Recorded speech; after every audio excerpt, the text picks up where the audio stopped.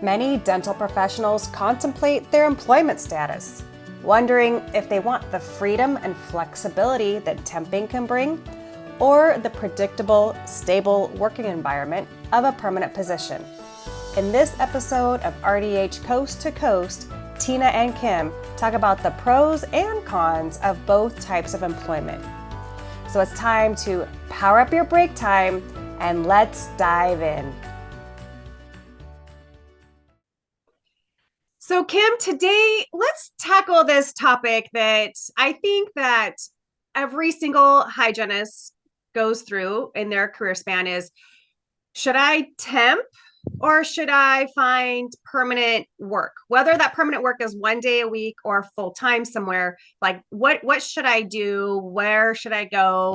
And all of that. And I know in some of our previous episodes that we've kind of alluded to a little bit of both throughout, but let's just dedicate this focused time to that. So, Kim, do you have any ideas, some pros, cons, thoughts on temping versus permanent work?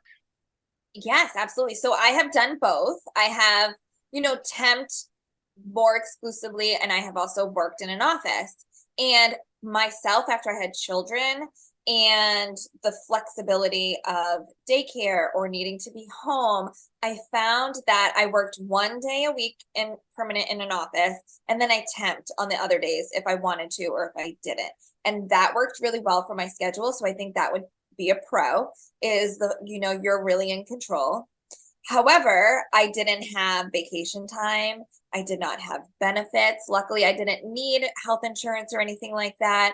But a 401k is a great benefit that a lot of times is only offered to a full-time employee. So I missed out on any type of employee matching or contributions that the employer would put into a retirement savings account. So that's, a pro and a con for me.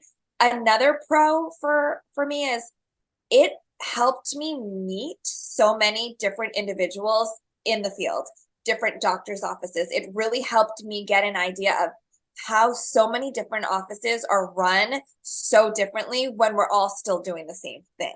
So different ways, even just how, you work in Siri or how the front desk is managed or how the doctor communicates with the team. It really gave me an idea of what I wanted when I did seek permanent employment again and what I didn't want. How about for you? Have you done both? Yes, I've done both kind of throughout my career, right? Well, I had a job kind of waiting for me when I got out of school, so I did temp for a little bit when I first got out of school, um and then I worked permanently for quite a long time, and then I like when I started teaching, it was like, okay, this summer if I want to do something, if that office that I had the long-term relationship with, like if I wanted to have a few extra days, I kind of did the same thing where I would maybe give them a couple of days and then I would temp a little bit. And then I had a period of time where I wanted to have complete flexibility. And so all I did was temp.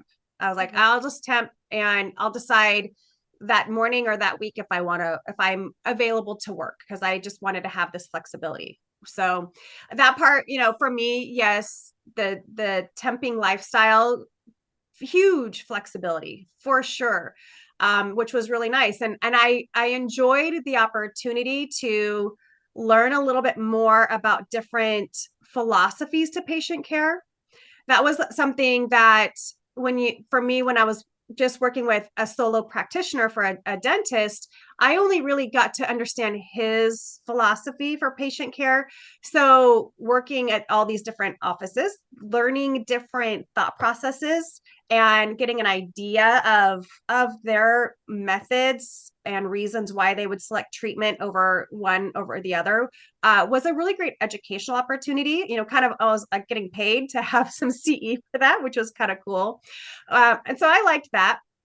What I didn't like so much about it, and is one of the reasons why I really like a more permanent situation for me, I thrive on creating relationships and having that, like the same people, like you walk in and you're like, hey Nancy, how was your weekend? How are the kids doing? What's new and exciting? And having that kind of camaraderie.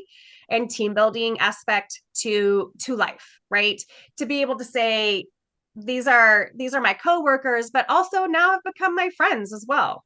Because as adults, if you look at it, like, where do we get our friends? It's usually from our places of work or with, kids' activities or something like that. So, that for me is a great pro for having that kind of permanent situation.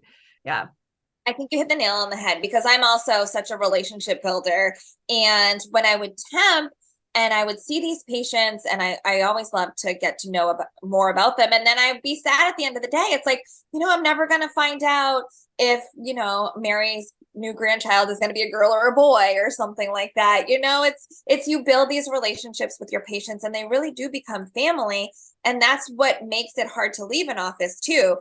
Personally, I have found that I do like to switch offices every so often. Some people end up in an office and they're there for 25, 30, the whole longevity of their career. For me, sometimes I like to get out and meet new people and get new coworkers and really see how different offices are run. But I still think back to my first job that I was in the longest. I was there for 6 years. And I still ask the hygienist that's there today, like, how is this person or how is this person? Because they become, such an important part of you. Yeah. I do have to say that I have a hygiene friend that's here in Oregon, and she lives the guest hygienist life, the temping life, the guest hygienist life. And she does it purposefully and strategically. And what she does is she's in a stage of her life where like, money isn't as big of an issue for her.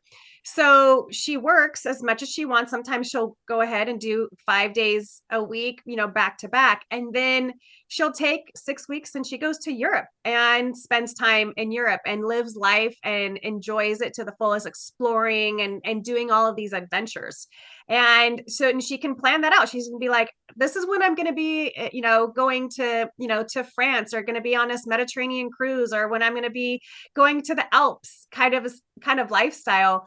And so she uses her knowledge, her skill set, and has been very strategic in her guest hygienist lifestyle so that she can have that kind of luxury living. In my opinion, Right. I'm like, that's luxury living when you get It to is. go, right?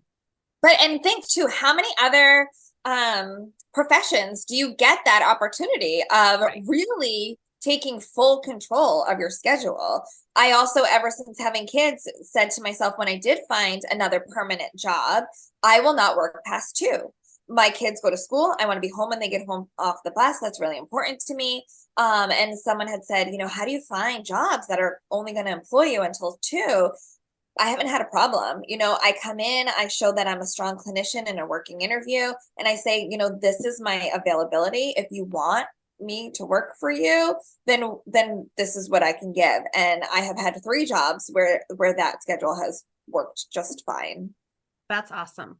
And Yeah. and that's part of the pros of having permanent work, is that you can say at your office, because you've built a relationship with the other coworkers there, with the team, with your supervisors, the practice owners, whomever that works out to be able to say, this is what I can do right now. Mhm. This is what I can do. That doesn't mean that's going to be the forever thing, but for the next 6 months, 12 months, or until 15 years. until further notice, kind of a Yeah. thing. Yeah. Yeah. And even temping, as you temp and you build the relationship with those doctors that you're temping for, if they want you to come back and you did well for them and you say, yeah, I am available on that day, but only until 2 o'clock, they'll rearrange the schedule for you too, which is great. Yeah. And that's the office that I'm with right now. I've been with them for about 8 years, and I started off just coming in and filling in for one of the other hygienists when she was off on vacation or had something going on. And it just evolved. They were like, Tina, when can we get you more often? Can we get you here like on a more regular, permanent basis? And so it really was kind of evolved that way too. And I think that's another great kind of like having that hybrid thought process, that you're kind of dating, right? Yeah. Well, I'll date you until you want to put a prophy ring on it, right? Oh my God, I love that. Love it. Right? That's where maybe we can bring out some Beyonce. Oh, the single hygienist. Oh, the single hygienist. Put your hands up. So good though. It's so true. It is so true. Yeah, it is. Oh gosh. So Kim, what would you say, if you were to think back on everything we talked about, like your favorite pro for temp and favorite pro for permanent? What are your highlights for that? It's gotta be my favorite pro for temping is just, the full autonomy of your schedule, and like your friend who is the permanent guest hygienist, and she can take 6 weeks off without having to also feel bad about it too. It's not like feel like you're letting your employer down. And then the con is just benefits.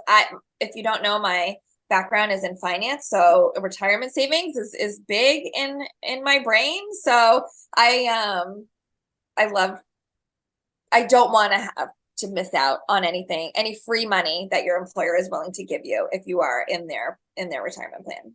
Yeah, yeah, for How sure. about you? What do you think?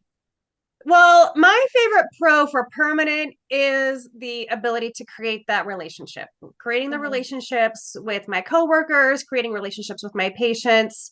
I really like that. Plus the stability of knowing what my schedule is, like that feels really good. But I know we didn't talk about that, but that just popped in my head. Like I like that stability of knowing, right? Don't give me too much change.